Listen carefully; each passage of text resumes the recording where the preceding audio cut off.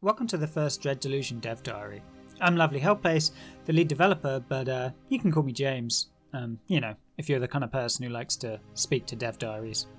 So what is Dread Delusion? It's a fantasy role-playing game set in a weird world that's full of flying islands, peculiar denizens, and dense mushroom forests.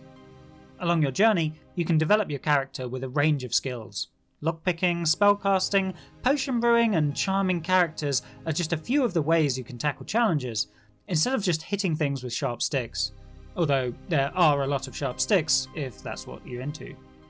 As well as a dangerous countryside, brimming with monsters and loot, there are towns to explore and factions to meet, each with their own unique quests and storylines.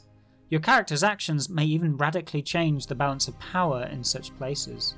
And all of this comprises what we call a bite-sized open world, meaning that while we're inspired by the vast fantasy simulations of more mainstream titles, we're trying to condense all the best bits of those games, the fighting, looting, shopping, sneaking, into a condensed experience without the grind or filler. Because, who has time to play games these days? But if you're too young to drink, you're probably thinking, dude, why are these graphics so bad? In your terrible American accent. And, well, this is actually not the devs being lazy. It's called a 90s retro aesthetic, which influences not just the graphics, but the design choices too. I mean, personally, I love the old games of the 90s. There's something about the limitations of the time that I think actually fostered creativity.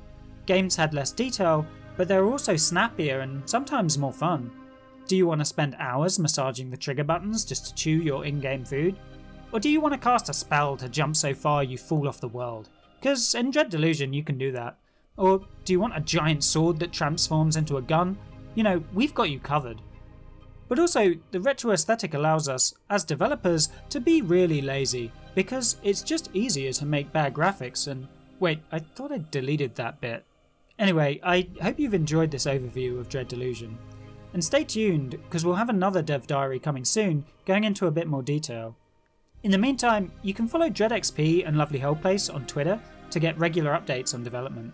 So, peace out.